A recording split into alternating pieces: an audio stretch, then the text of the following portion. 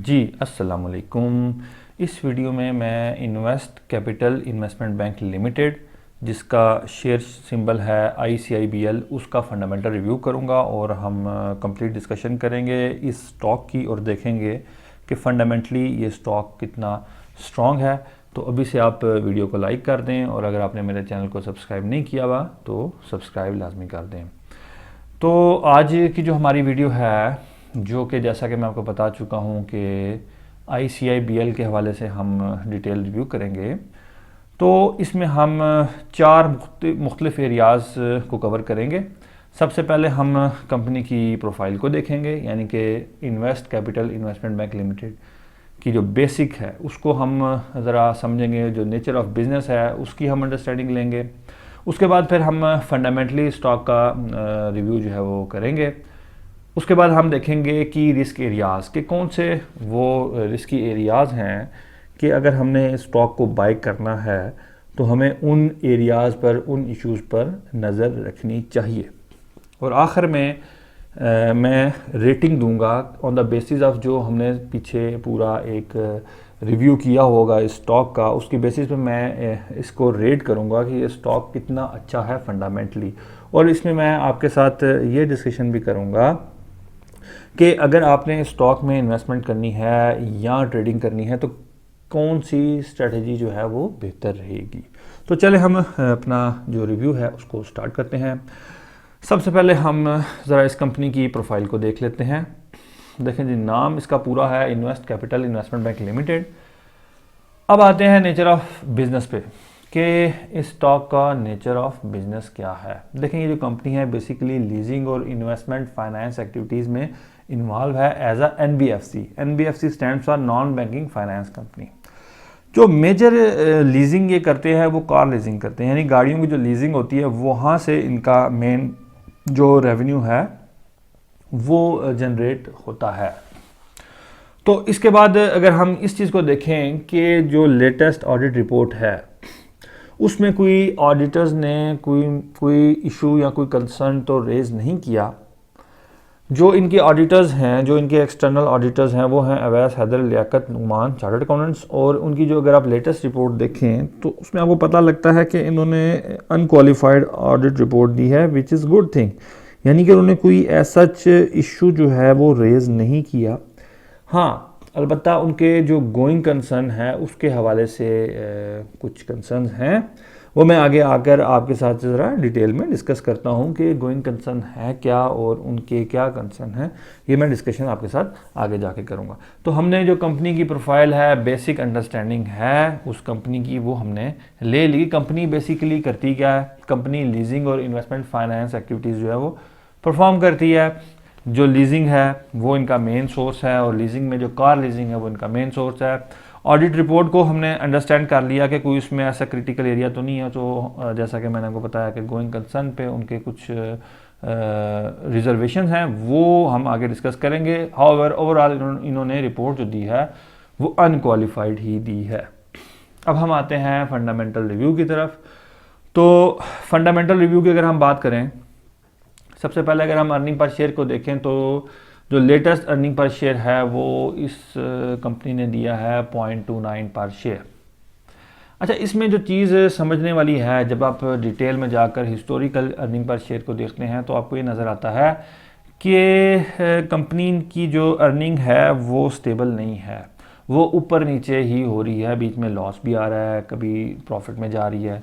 हम ज़रा earning per share को अगर हम हिस्टोरिकल डाटा देखें तो ये सामने आपके हिस्टोरिकल डाटा आ रहा है कि 2020 में इसकी अर्निंग पर शेयर थी 0.29, जैसा कि मैंने बताया। 2019 में 0.16 थी, लेकिन 2018 में अगेन इसको लॉस हुआ है 0.46 से। 2017 में प्रॉफिट था 0.03 का और 2016 में अगेन लॉस था -0.03 का।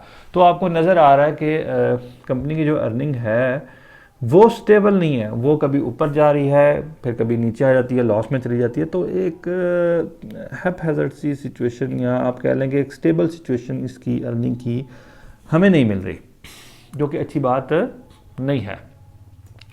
अच्छा, अगर हम प्राइस टू बुक वैल्यू की बात करें तो प्राइस टू बुक वैल्यू 0.88 है और प्राइस टू अर्निंग रेशियो इसकी 2.29 है। प्राइस टू बुक वैल्यू और प्राइस टू अर्निंग रेशो का कम होना अच्छी बात होती है, लेकिन उस सूरत में जब अर्निंग जो है वो भी स्टेबल हो और कंपनी अच्छी अर्निंग कर रही हो। जब कंपनी की अर्निंग स्टेबल नहीं है तो obviously price to book value और price to earning ratio obviously कम होगी, क्योंकि जो इन्वेस्टर्स होंगे वो रिलेक्टेंट होंगे इस शेयर में इन्वेस्ट करने से। अगर हम बात करें डिविडेंड की, तो कंपनी की कोई रीसेंट हिस्ट्री नहीं है डिविडेंड पे करने की। और कैश फ्लो पर शेयर की बात करें तो कैश फ्लो पर शेयर निकलता है 0.02 पर शेयर। कंपनी की जो बुक वैल्यू है वो है 1.28। तो ये तो एक जो फाइनेंशियल रिव्यू है, एक बर्ड्स आई व्यू है उसके फाइनेंशियल्स का, वो मैंने आपके सामने पेश किया। तो अभी तक हमने कंपनी की प्रोफाइल देख ली और फंडामेंटल रिव्यू भी कर लिया। अब हम डिस्कस करेंगे कि रिस्क एरियाज़ को, और इन द एंड मैं आपके साथ रेटिंग और हमारी क्या स्ट्रेटजी होनी चाहिए डिस्कस करूंगा। लेकिन उससे पहले मेरी एक अनाउंसमेंट है, वो सुन लें, आकर फिर इस डिस्कशन को कंटिन्यू करते हैं। स्टॉक मार्केट में आपको लॉस इसलिए होता है कि या तो आप स्टॉक को गलत जगह पे ख़रीद लेते हैं या गलत स्टॉक को ख़रीद लेते हैं।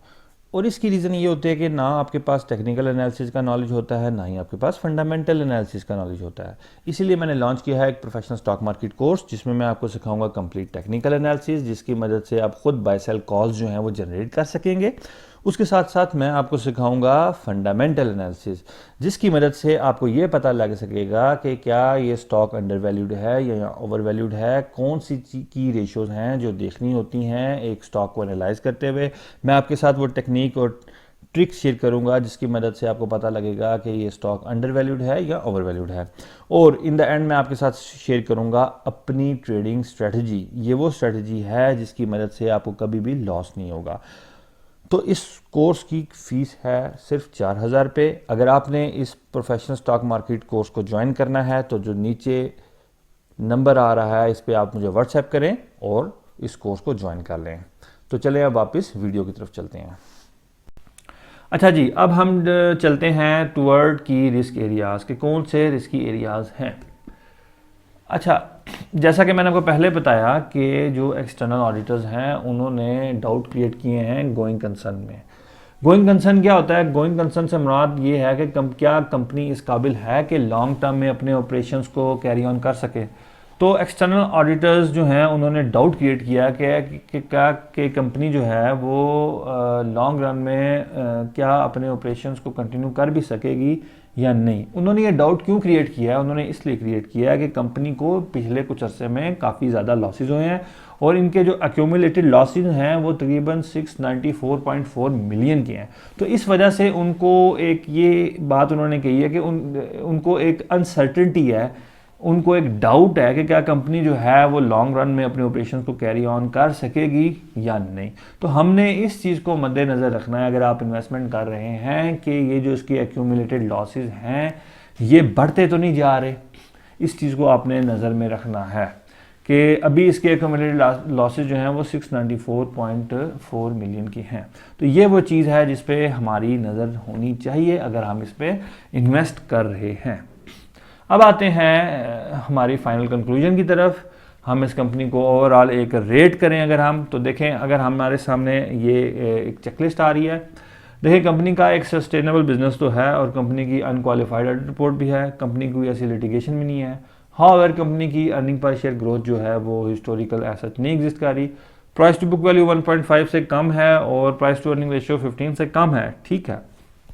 लेकिन चूंकि कंपनी अर्निंग नहीं कर रही तो ये मैटर नहीं करता और ना ही कंपनी की डिविडेंड पे करने की हिस्ट्री है। तो on the basis of all discussion जो कि हमने पीछे की, मैं अगर इस स्टॉक को रेट करूं फंडामेंटली ये स्ट्रॉन्ग स्टॉक है कि नहीं, तो मैं इसको 2 आउट ऑफ 5 स्टार्स दूंगा।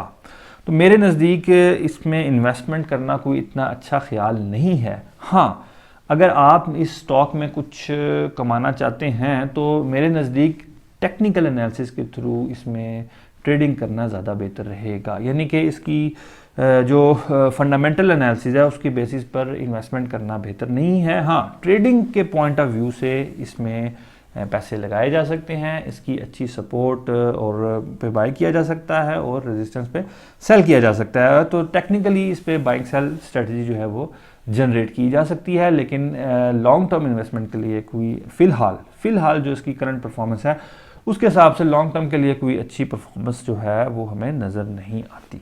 तो ये था कंप्लीट रिव्यू ICIBL का। अगली वीडियो तक के लिए मेरी तरफ से खुदा हाफिज़, फ़ी अमानिल्लाह।